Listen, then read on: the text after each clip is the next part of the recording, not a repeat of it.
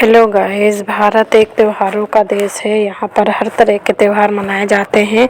South में अलग, north में अलग, सभी तरह के सभी जाति और धर्म के त्यौहार मनाए जाते हैं। इन्हीं में से एक पवित्र धर्म का त्यौहार है जिसे कि मकर संक्रांति कहते हैं। तो मकर संक्रांति हम सनातनियों में बहुत ही ज़्यादा प्रसिद्ध त्यौहार माना जाता है और काफ़ी ज़्यादा दान पुण्य करने वाला माना जाता है। तो इसकी तैयारियां ना यूपी में तो खासकर बहुत ही ज़ोर शोर से होती हैं। लड्डू वगैरह बनते हैं, तरह तरह के लड्डू बनाए जाते हैं और बड़े मंगोड़े वगैरह भी बनाए जाते हैं। अब ये तो अपनी श्रद्धा है, जिसके पास जितनी ताकत है, जितनी उसके पास बजट है, कैसा क्या वो बनाना चाहता है। बाकी अगर मतलब देखा जाए तो यूपी में लगभग सभी घरों में कुछ ना कुछ पकवान इस टाइम पर ज़रूर बनते हैं। मकर संक्रांति हमारे देश में एक बहुत ही ज़्यादा मतलब बड़ा त्यौहार समझ लीजिए कि सनातनियों का बहुत ही बड़ा त्यौहार माना जाता है और दान पुण्य के मामले में तो ये त्यौहार सबसे आगे है। तो इसी की तैयारी मैं भी कर रही हूँ। हेलो दोस्तों, वेलकम टू माय चैनल। मेरे चैनल में आप लोगों का बहुत बहुत स्वागत है। तो यहाँ पर देखिए, आज है ये ब्लॉग मेरा 13 तारीख का है। 13 तारीख को बड़े मंगोड़े बनते हैं हमारे यहाँ और 14 को खिचड़ी मनाई जाती है। खिचड़ी कहते हैं। बाकी इस पर्व में मकर संक्रांति में जो खिचड़ी होती है, उड़द की दाल और चावल का दान किया जाता है। साथ ही गुड़, तिल और तिल से बने लड्डू और फल फ्रूट, रुपया पैसा जो भी आप चाहें वो दे सकते हैं। अनाज का दान इसमें एक खासा महत्व रखता है, जो कि उड़द की दाल और चावल का दान होता है। तो ये तो हर घर में दान ज़रूर किया ही जाता है। तो आज मैं भी यहाँ पर मूंग की दाल के मंगोड़े बना रही हूँ, जिसके लिए मैं प्याज छील रही हूँ। काफ़ी सारा प्याज, धनिया, हरी मिर्च इसको छीलूँ, काटूंगी।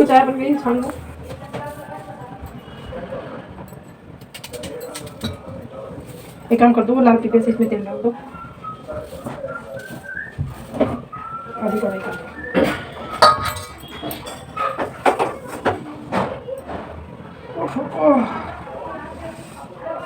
बस बस बस।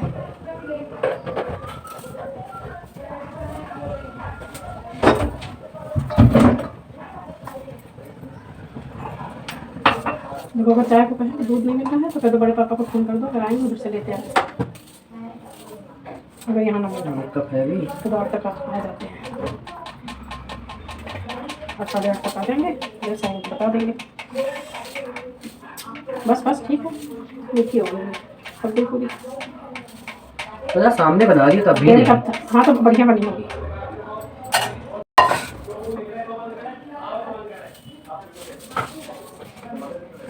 और यहाँ पर आज ठंड हद से ज़्यादा है, मतलब बहुत ज़्यादा ठंड लग रही है। आज तो गलन वाली सर्दी बहुत ज़्यादा है। तो पापा जी ने फिर से चाय की फरमाइश की है। देरानी अभी नहीं आई हुई है, मायके गई है वो 2-4 दिन के लिए। तो फिर मैंने पापा जी की चाय बनाई है। तो 1 कप बनाई थी, थोड़ा सा कम हो गई, तो फिर भी मैंने भिजवा दी है कि काफ़ी अच्छी बनी होगी, काफ़ी पक गई है।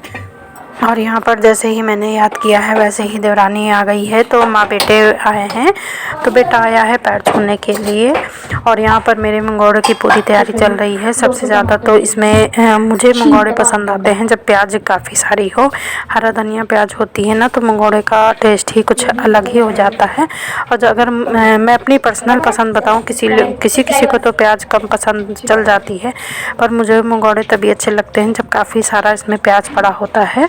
हरी मिर्च और हरा धनिया का तो अपना ही टेस्ट होता है। और यहाँ पर मेरी प्याज कट गई है और अब बारी है धनिया की। तो धनिया को मैंने अच्छे से साफ़ कर लिया है, साफ़ करके धो के ले आई हूँ मैं। और थोड़ी धनिया धुली हुई रखी थी, क्योंकि मंगोड़े में काफ़ी धनिया और मिर्चा होता है तो अच्छा लगता है। तो यहाँ पर देखिए धनिया काट रही हूँ मैं। और इसके बाद मंगोड़े बनाने में इतना टाइम नहीं लगता है जितना कि प्याज वगैरह काटने में है। और इस टाइम ना जो सर्दी की प्याज होती है वो नई वाली प्याज होती है, तो उसको जितना हम काटते हैं ना, तो जैसे वो हाथ से स्लिप होने लगती है और झाड़ भी बहुत आती है। तो उसको काटने में थोड़ा मुझे तो काफ़ी तकलीफ़ होती है। जो प्याज पुरानी हो जाती है उसको काटने में मुझे उतनी दिक्कत नहीं होती जितना ये नई वाली प्याज, जिनमें एक छिलका जैसा निकलता है पतला वाला, जो प्याज की छिल्ली होती है, तो उससे हाथ भी स्लिप होता रहता है और झाड़ भी बहुत ज़्यादा आती है। तो इसको काटने में मुझे थोड़ा सा परेशानी होती है, पर अब हम किचन संभाले हैं तो काम तो हम ही को करना पड़ेगा, तो ये तो सब हमको करना ही पड़ता है। तो यहाँ पर देखिए नमक वगैरह सब मैं इसमें डाले दे रही हूँ, क्योंकि दाल में मिलाना पड़ेगा। और जो आज मेरे साथ ना एक ऐसा मतलब आप क्या कहें कि एक हादसा होने से बचा है, हो ही गया है। काफ़ी इंटरेस्टिंग बात हुई है, हादसा नहीं कहेंगे उसको। मतलब ऐसा हुआ है कि जैसे कि हम नॉर्मली जब हम ज़्यादा दाल रखते हैं तो किसी बड़े डिब्बे में रखते हैं, और उसके साथ ही साथ छोटे डिब्बे में किलो 2 किलो हम निकाल लेते हैं, बाकी दाल हम बड़े डिब्बे में रखते हैं। अब क्योंकि मूंग उड़द मेरे घर में खुद होती है तो हम साल भर का स्टॉक रखते हैं, 5-7 किलो 10 किलो जो भी दाल होती है वो बड़ी डिब्बे में रख लेते हैं। तो जब भिगोने की कल बारी आई ना, रात में मैंने इसको भिगोया था, तो भिगोने की बारी आई तो मैं और मेरा बेटा मतलब उसको खोल खोल के परेशान हो गए। वो डब्बा नहीं खुला तो नहीं खुला, इतने कस के उसको बंद कर दिया था। अब जैसे साल भर का स्टॉक होता है, दालों में कीड़े भी लगने का डर रहता है, तो उसको पता नहीं कैसे मैंने बंद कर दिया था, इतना ज़्यादा वो चपक गया था कि वो खुल ही नहीं रहा था। अब मुझे बड़ी टेंशन हुई कि मैं क्या करूँ, मतलब उस टाइम देवरानी भी नहीं आई हुई थी, देवरानी अभी आई है। तो ये था कि मुझे सबके लिए मंगोड़े बनाने हैं, तो मैं कैसे बनाऊँ। तो ये सोच के मैंने बहुत कोशिश की, बेटे ने भी बहुत ज़ोर लगाया, पर ठंड के दिन में हाथ वैसे भी काम नहीं करता है। वो डब्बा नहीं खुला तो नहीं खुला, बहुत ज़्यादा दिक्कत हो गई थी। फिर मैंने कहा अच्छा चलो कोई बात नहीं, शगुन का जितना जो किलो आधा किलो जो बाहर छोटे डिब्बे में हमने डाल के रखी है उसी से बनाती हूँ। तो फिर जितनी दाल उसमें निकली थी उसी को बनाया, और बड़े मैंने नहीं बनाए हैं क्योंकि ना हस्बैंड खाए ना बेटा खाए, कोई नहीं खाता है, तो इस वजह से बड़ी वाली देवरानी बड़े बना रही थी, तो मैंने कहा खाली मंगोड़े मैं ही बना लेती हूँ। तो पापा जी को पसंद है, पापा जी को वो दे ही देगी, और मेरे यहाँ तो कोई खाता नहीं है। पापा जी को दाल में मिर्च लगाकर जो पकौड़ियाँ बनती हैं बहुत ज़्यादा पसंद आती है उनको। तो ये 2 मिर्च मैंने बीच से काट ली है और अब इन्हें लपेट के इसमें डाल दूँगी।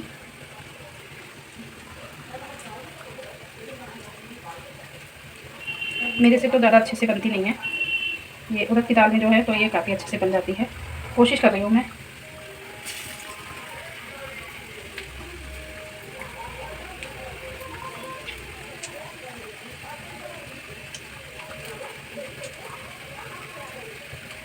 पहले जगह बना लेती हूँ फिर बनाऊँ।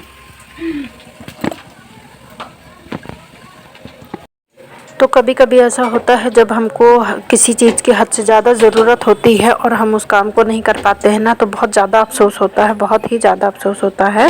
पर ये शुक्र है कि मेरे पास जो बाहर दाल थी वो मतलब भर की थी, कि आप देख सकते हैं कि ये था कि हाँ 2 दिन तो कम से कम अगर हम सब लोग खाएंगे तो 2-2 4-4 मंगोड़े सबको मिल जाएंगे। पर अगर सोचिए कि कहीं ऐसा टाइम आ जाए कि घर में कोई वो डब्बा खोलने वाला ना हो और कुछ ऐसा हो कि गेस्ट आने हो या कुछ ऐसी चीज़ हमको बनानी हो और वो डब्बा ना खुले, तो बहुत ही ज़्यादा मतलब शर्म की बात हो जाएगी कि हम मतलब कैसे इस चीज़ को रखते हैं, कैसे मैनेज करें। अगला आदमी ये नहीं समझेगा कि हमारे साथ क्या समस्या हो गई थी, कैसी चीज़ें हो गई थी। और सच मानिए तो ये मेरे साथ ना फर्स्ट टाइम ऐसा हुआ है कि इतना ज़्यादा कस के डब्बा बंद हो गया कि वो खुलाए नहीं खुल रहा था। बेटे ने भी खोला, और शायद गर्मी का टाइम होता तो शायद खुल भी जाता। आजकल ना मतलब उंगलियों से जोर नहीं लगता है, और वैसे बेटे ने भी काफ़ी कोशिश की, मैंने भी कोशिश की, पर नहीं खुल पाया। फिर दूसरे तीसरे दिन हस्बैंड ने उसको खोला है, और फिर क्योंकि उस टाइम वो टूर पर गए हुए थे नहीं थे, तो मतलब मेरा कहने का मतलब है कि इस तरह के कभी कभी ऐसे काम फंस जाते हैं कि बहुत ज़्यादा हमको कभी ऐसा भी हो सकता है कि शर्मिंदा होना पड़े। पर यहाँ पर शुक्र है कि काम चल गया था। और फिर 2-3 दिन बाद उन्होंने जब वो वापस आए हैं तब उन्होंने कहा है मंगोड़े बहुत कम बनाए हैं, तब जाके मैंने फिर से उनके लिए बनाए हैं। बहुत ज़्यादा ही ठंडा हुआ है, काफ़ी ज़्यादा ठंड बढ़ गई है। आज तो बिल्कुल सूरज भगवान देखने को भी नहीं मिले हैं। अब देखिए कल से कुंभ का पहला स्नान लोग कैसे स्नान करेंगे, मुझे तो बहुत डर लगता है देखने। इतनी ठंड में जाना आना फिर रहना, जिसकी जैसी श्रद्धा वैसे करेगा।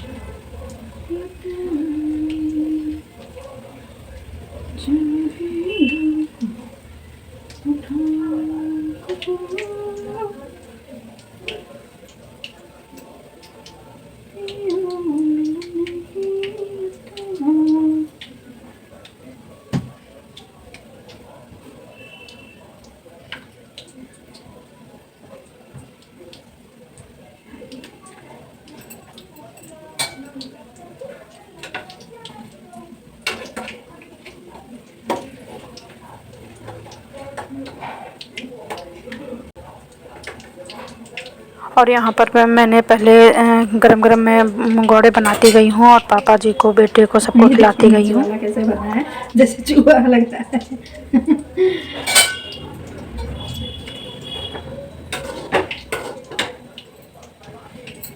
जो लोग हरी मिर्च खाना पसंद करते हैं ना, इस तरह की पकौड़ियाँ बनाएं तो बहुत ही टेस्टी लगती है। मेरे यहाँ सब लोग बहुत खाते हैं, जेंट्स लोग खाते हैं, बच्चे नहीं खाते हैं, हम लोग लेडीज लोग नहीं खाते हैं।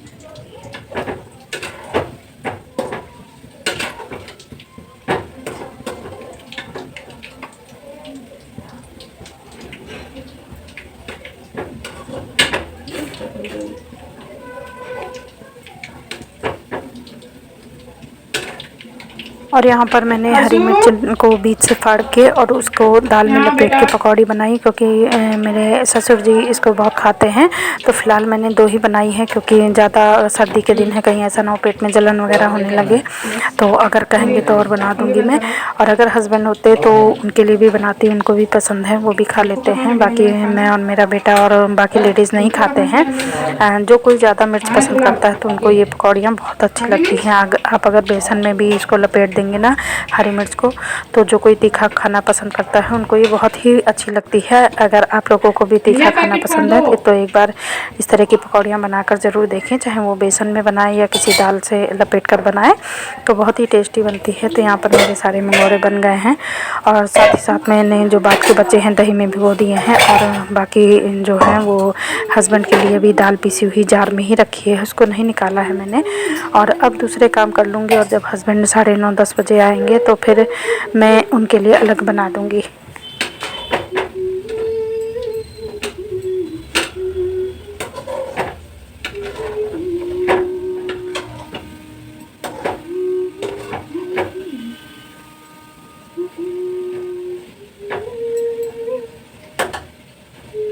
तो यहाँ पर मेरे मंगोड़े बनकर तैयार हो गए हैं और कुछ मंगोड़े भिगो भी दिए हैं। तो यहाँ पर देखिए लास्ट वाले ये बन रहे हैं, तो इसमें मैं भी खाऊंगी और हस्बैंड के लिए बाद में बनाऊंगी। तो कल मिलेंगे एक नए ब्लॉग के साथ, जो कि होगा खिचड़ी वाला ब्लॉग। तो आप सभी को और मंगोड़े दही खाने हो तो आप लोग भी आ जाइए दही मंगोड़े खाने के लिए। मैंने बना दिया है और यहाँ लास्ट वाला बचा है, और थोड़ी सी दाल मैंने रख दी है। अभी हस्बैंड जी आए नहीं हैं, जब वो आएंगे तो गरम गरम बना दूँगी उनके लिए। बाकी पापा जी खा रहे हैं।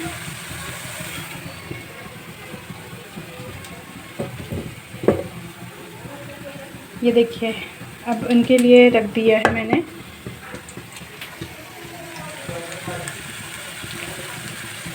तो ये था मेरा आज का ब्लॉग। अच्छा लगे तो लाइक, शेयर एंड सब्सक्राइब ज़रूर कीजिएगा। कल फिर मिलूँगी खिचड़ी वाले ब्लॉग के साथ। Bye bye.